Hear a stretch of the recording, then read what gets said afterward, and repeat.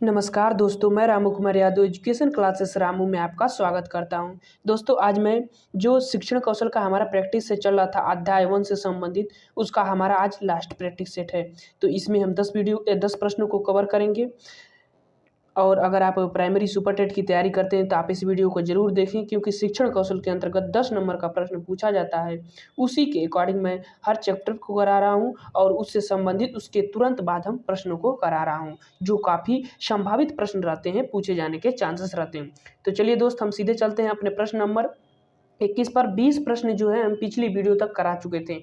आज हमारा 21वां प्रश्न है। तो 21वें प्रश्न पर चलते हैं। 21वां प्रश्न कह रहा है कि परीक्षा में तनाव निष्पत्ति को प्रभावित करता है। यह तथ्य निम्नलिखित में से किस प्रकार के संबंध को स्पष्ट करता है? तो परीक्षा में तनाव निष्पत्ति को प्रभावित करता है। तो ये किससे संबंधित है? आप लोगों के सामने ऑप्शन है, आप अपने हिसाब से इसको टिक करिएगा। मैं जो इसका ऑप्शन है वो टिक करने जा रहा हूँ। इसका जो विकल्प सही होगा वो संज्ञान और भावना को ज़्यादा प्रभावित करता है। तो ऑप्शन नंबर ए सही हो जाएगा 21 का। अब चलते हैं प्रश्न नंबर 22 पर। प्रश्न नंबर 22 क्या कह रहा है?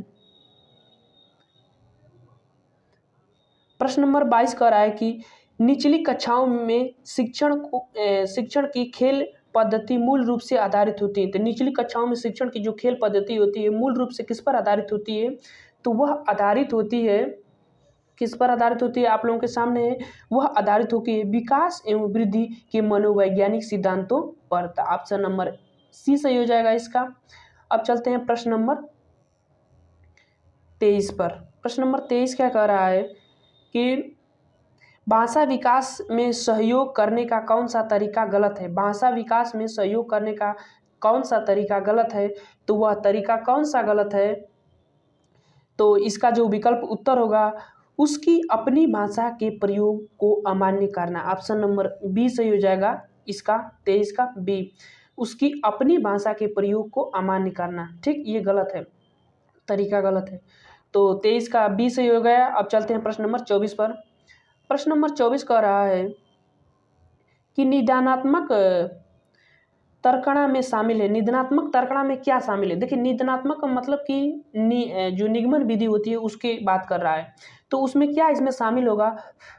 तो इसमें शामिल होगा, वो होगा सामान्य से विशिष्ट की ओर तर्कणा जो होती है। ऑप्शन नंबर ए सही हो जाएगा। सामान्य नियम होता है और विशिष्ट उदाहरण होता है। तो ऑप्शन नंबर ए। अब चलते हैं प्रश्न नंबर 25 पर। 25वां प्रश्न कह रहा है कि निम्नलिखित में से कौन सा कौशल संवेगात्मक बुद्धि से संबंधित है? संवेगात्मक बुद्धि से संबंधित है, वो कौन सा कौशल है इसमें से? तो इसमें से जो कौशल है वह है सहानुभूति देना, जो कि संवेगात्मक बुद्धि से संबंधित होता है। ऑप्शन नंबर डी सही हो जाएगा इसका। अब चलते हैं प्रश्न नंबर 26 पर। प्रश्न नंबर 26 कह रहा है कि बाल मनोविज्ञान के अनुसार शिक्षा के क्षेत्र में मुख्य स्थान है। बाल मनोविज्ञान के अनुसार शिक्षा के क्षेत्र में मुख्य स्थान है, क्या है स्थान? तो वो है स्थान बालक का, क्योंकि बाल मनोविज्ञान की बात कर रहा है। तो ऑप्शन नंबर ए सही हो जाएगा 26 का। अब चलते हैं प्रश्न नंबर 27 पर। प्रश्न नंबर 27 कह रहा है कि सामान्य से विशेष की तर्कणा प्रक्रिया निम्नलिखित में से कौन सी पद्धति है? अभी इससे संबंधित जो आगे प्रश्न हम लोगों ने किया था, तो उसको आप ध्यान में रखिएगा। सामान्य नियम होता है और विशेष उदाहरण होता है। तो ऑप्शन नंबर इसका जो सही होगा वो होगा बी वाला विकल्प। अभी हमने इसको आगे हल किया था, तो ऑप्शन नंबर बी सही हो जाएगा 27 का। अब चलते हैं प्रश्न नंबर 28 पर। प्रश्न नंबर 28 कह रहा है कि प्रगतिशील शिक्षा में अपरिहार्य है कि कक्षा कक्ष? प्रगतिशील शिक्षा में अपरिहार्य है कि कक्षा कक्ष? क्या होता है भैया? तो 28 का जो होगा वो होगा लोकतांत्रिक होता है और समझने के लिए बच्चों को पर्याप्त स्थान दिया जाता है। देखिए, इसमें जो विकल्प है, बेस्ट विकल्प यही है। शिक्षा के पूर्व नियंत्रण में होता है, नियंत्रण में नहीं होता है, सत्तावादी नहीं होता है, सबके लिए मुक्त होता है, जिसमें शिक्षक अनुपस्थित होते हैं, ये भी नहीं होता है, लोकतांत्रिक होता है। ऑप्शन नंबर ए वाला विकल्प सबसे बेस्ट है, प्रगतिशील शिक्षा में होता है। तो ठीक, ऑप्शन नंबर ए वाला विकल्प सही हो जाएगा 28 का। आप चलते हैं प्रश्न नंबर 29 पर। प्रश्न नंबर 29 कह रहा है कि प्राथमिक शिक्षा में के कक्षा कक्ष के संदर्भ में सक्रियबद्धता का क्या अर्थ है। सक्रियबद्धता का क्या अर्थ है प्राथमिक विद्यालय के कक्षा कक्ष में। तो सक्रियबद्धता के बारे में आप समझ ही रहे होंगे। इसका जो विकल्प सही होगा वो होगा जांच पड़ताल करना, प्रश्न पूछना और वाद विवाद करना। ऑप्शन नंबर सी सही हो जाएगा इसका। याद करना होगा नहीं, शिक्षक का अनुकरण और नकल करना ये नहीं होगा, शिक्षक द्वारा दिए गए उत्तरों का नकल करना ये भी नहीं होगा। जांच पड़ताल करना, प्रश्न पूछना और वाद विवाद करना ये होता है प्राथमिक शिक्षा के कक्षा कक्ष में जो सक्रियात्मक बद्धता का अर्थ होता है। ठीक, तो ऑप्शन नंबर सी सही हो जाएगा। 29 का अब चलते हैं प्रश्न नंबर 30 पर।